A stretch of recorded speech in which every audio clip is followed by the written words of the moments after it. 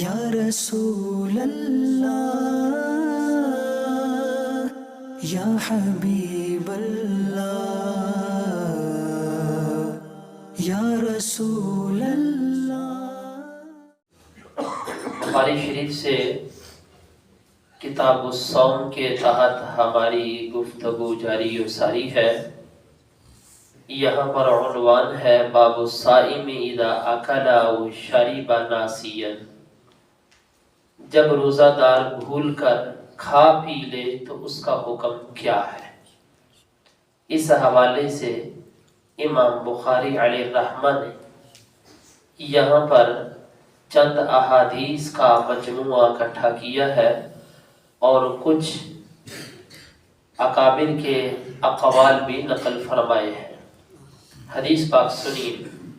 حدثنا عبدان قال اخبرنا یزید بن زريع قال حدثنا هشام قال حدثنا ابن سيرين عن ابي هريره رضي الله تعالى عنه عن النبي صلى الله عليه وسلم قال اذا نسي فاكل وشرب فليتم صومه فانما اطعمه الله وسقاه۔ آخر بھی اس کے حضرت ابو ہریرہ ہے، نبی پاک علیہ السلام سے روایت کرتے ہیں، فرمایا نبی پاک علیہ السلام نے جب کوئی بھول کر کھا لے یا پی لے اس کو چاہیے کہ اپنا روزہ مکمل کر لے۔ کیوں؟ اس کو اللہ نے ہی کھلایا ہے اور اللہ نے ہی پلایا ہے۔ اطعمہ اللہ وسقاہ۔ اچھا، جس وقت کھاتے ہوئے یاد آ گیا، مثلا لقمہ چبا رہا تھا، یاد آ گیا، تو اب یہ نہیں ہے کہ اب جو چبایا ہوا لقمہ ہے اندر نکل لے، نہیں، جیسے ہی یاد آیا اسی وقت اپنے منہ کو صاف کرنا ضروری ہے، ٹھیک ہے جی، اسی وقت۔ اور اگر آپ کے سامنے کوئی کمزور روزہ دار کھا پی رہا ہے، فقہا نے کہا ہے کہ آپ اس کو یاد نہ کروائیں، ٹھیک ہے جی، کمزور آدمی ہے، سیدھا لو، ٹھیک ہے، تو وہ کھا پی رہا ہے، آپ کو پتا ہے اس کا روزہ ہے، اچھا جس وقت کھا لے تو اسے پھر بتانا کہ آپ کا روزہ تھا، ٹھیک ہے، کیونکہ یہ جو کھا پی رہا ہے یہ بھول کے کھا پی رہا ہے تو یہ اس کے اوپر صدقہ ہو رہا ہے، ٹھیک ہے جی، کہ اللہ تبارک و تعالیٰ نے اس کو کھلایا ہے، اللہ نے اس کو پلایا ہے۔ کوئی جگہ جاندار بندہ کھا رہا تو تجھے روزہ دے، ہاں بھئی آپ کا روزہ ہے، ٹھیک ہے، تو یہ بھی اس کے اندر حکمتیں ہیں۔ ایک تو یہ کھانے پینے کے حوالے سے امام بخاری علیہ الرحمہ نے حدیث ذکر فرمائی۔ وقال الحسن ومجاہد ان جامع ناسیا فلا شیء علیہ، اگر کسی شخص نے بھول کر اپنی بیوی سے قربت کر لی، عمل زوجیت کر لیا، فلا شیء علیہ، اس پر بھی کوئی تاوان نہیں ہے۔ یہ بھول کر کی بات ہو رہی ہے، جان بوجھ کر کی بات نہیں، ٹھیک ہے جی، بھولنے میں اور جان بوجھ کر میں بڑا فرق ہے۔ اس طرح کھانا پینا بھول کے ہے، اس طریقے سے یہ عمل بھی بھول کے ہو سکتا ہے، بشری تقاضے۔ ایسے ہی وقال الحسن ان دخل حلقہ الذباب فلا شیء علیہ، اچانک کسی کے منہ میں مکھی چلے گئی، حلق میں، دخل حلقہ الذباب، ذباب مکھی کو بولتے ہیں، اچانک کسی کے منہ میں مکھی چلے گئی، اندر چلے گئی، فلا شیء علیہ، فرمایا اس پر بھی کوئی تاوان نہیں ہے، روزہ نہیں ٹوٹے گا، وہ اپنا روزہ اسی طریقے سے مکمل کرے گا۔ بات واضح ہوگی نہیں؟ اب امام بخاری رحمۃ اللہ تعالی علیہ نے اس کے بعد مسواک کا عنوان قائم کیا ہے، روزے دار کا خشک مسواک کرنا اور تر مسواک کرنا۔ کل بھی ہم نے اس کے تحت گفتگو کچھ سنی تھی، ایک حدیث پاک سن لیجئے۔ وقالت عائشة عن النبي صلى الله عليه وآله وسلم السواک من طہارۃ للفم مرضات للرب. نبی پاک علیہ الصلوۃ والسلام فرماتے ہیں مسواک منہ کو صاف کرنے والی ہے اور رب کو راضی کرنے والی ہے. مرضات للرب، رب کو راضی کرنے کا یہ ذریعہ ہے. یہ ظاہر کہ پاک صاف منہ سے رب کا نام لیں گے تو رب راضی ہوگا. ٹھیک ہے.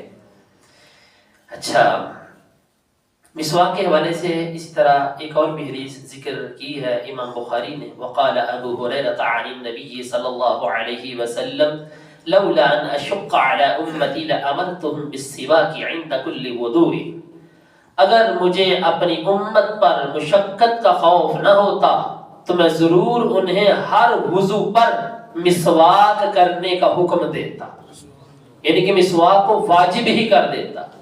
یہ صرف سرکار صلی اللہ علیہ وسلم نے امت کے لیے سنت رکھا کہ کوئی مسواک کر لے گا ثواب پا لے گا، مسواک نہیں کرے گا تو گناہگار نہیں ہوگا.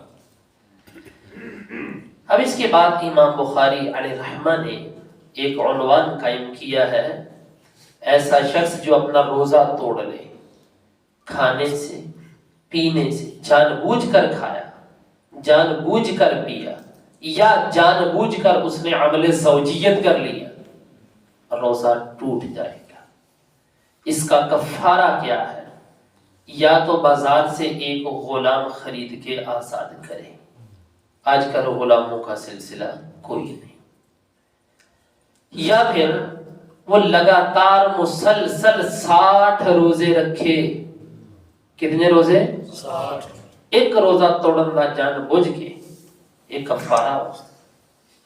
60 لگاتار مسلسل روزے رکھے. اگر اتنی استطاعت نہیں رکھتا تو پھر وہ 60 مسکینوں کو 2 وقت کا کھانا کھلائے. ٹھیک ہے، پھر اس کی جان بخشی ہو سکتی ہے، ویسے نہیں.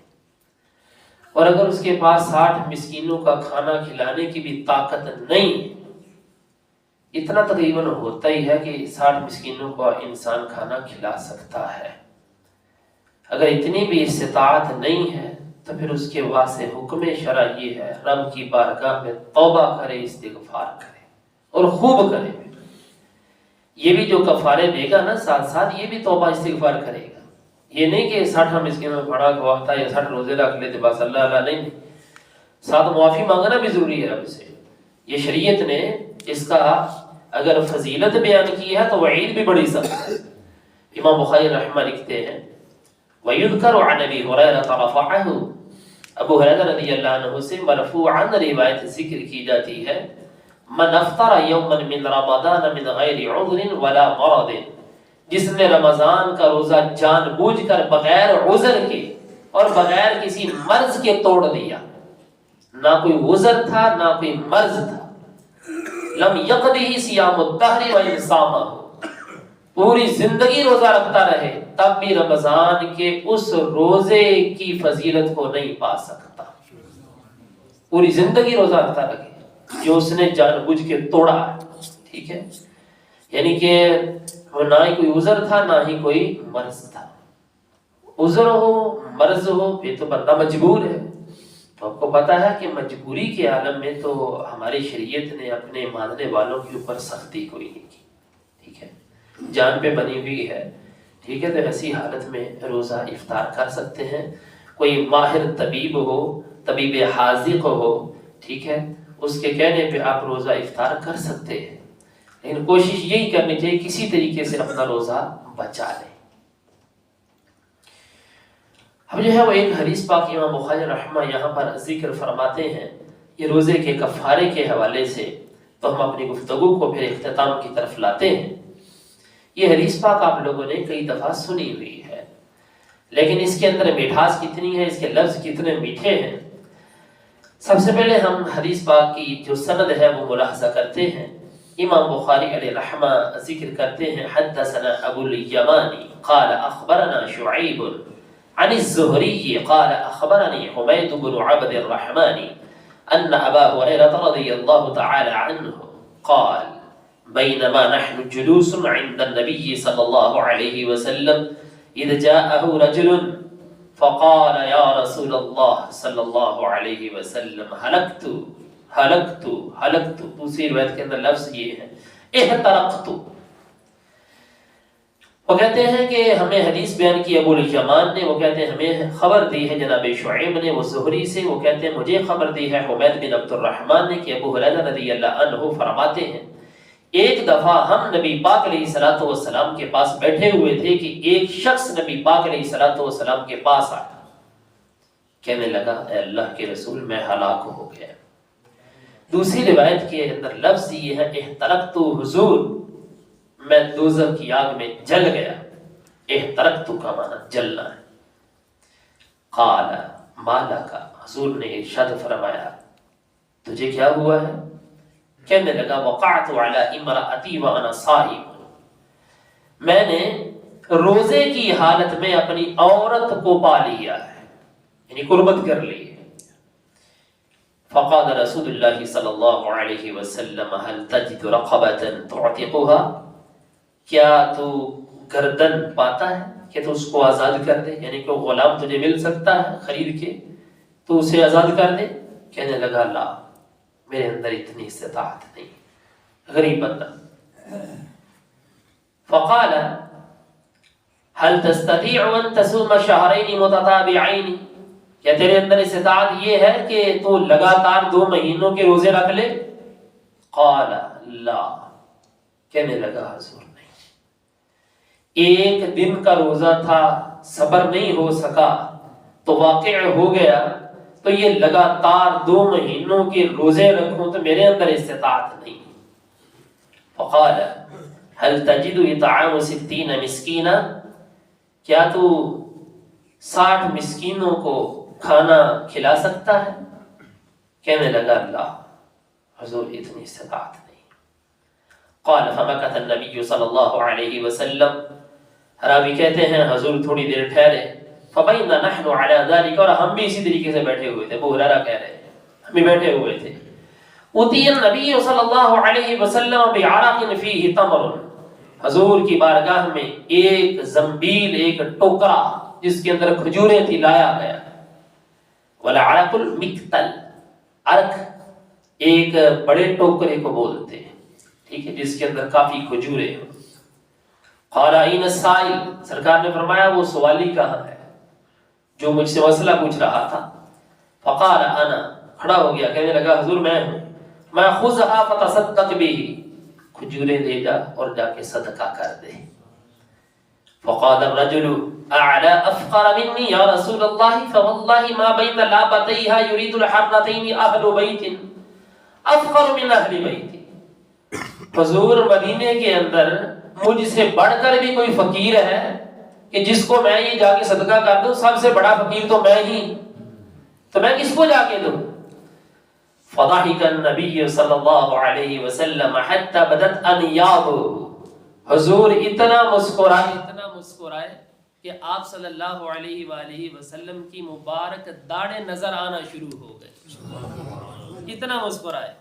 تو سرکار صلی اللہ علیہ وآلہ وسلم نے ارشاد فرمایا اس طرح کر، یہی اٹھا اور اپنے گھر والوں کو جا کے کھلا دے، تیرا کفارہ ادا ہو جائے گا. اس نے وہ اٹھایا اور اٹھا کر کے اپنے گھر والوں میں لے گیا اور جا کے ان کو کھلا دی، تو اس کا کفارہ بھی ادا ہو گیا. دوستو پتہ یہ چلا کہ کفارہ ادا کرنا یہ ضروری ہوتا ہے، یہ اس کے بغیر چارہ کوئی نہیں ہے. اگر کسی بندے کا روزہ ٹوٹ جائے، روزہ چھوڑنا اور بات ہے، چھوڑنے پہ کفارہ نہیں ہوتا، توڑنے پہ کفارہ ہے. ٹھیک ہے بھی، توڑنے پہ، جس نے جان بوجھ کے توڑا ہے، کسی بھی طریقے سے توڑا ہے، تو اس کے اوپر یہ کفارہ ہوتا ہے. یہ یا تو وہ گردن آزاد کرے گا، آج کل گردنیں ملتی کوئی نہیں ہیں، یا پھر وہ مسلسل 60 دنوں کے روزے رکھے گا، یعنی 2 مہینوں کے روزے رکھے گا، یا پھر اگر یہ بھی استطاعت نہیں ہے تو 60 مسکینوں کو کھانا وہ کھلا دے گا. تو اس طریقے سے وہ بری ذمہ ہو جائے گا. اس حدیث پاک سے یہ بات بالکل واضح ہو گئی ہے. کسی مسئلے کا علم نہ ہو تو کسی عالم دین سے پوچھ لینا، یہ بھی صحابہ کی سنت ہے. ٹھیک ہے جی.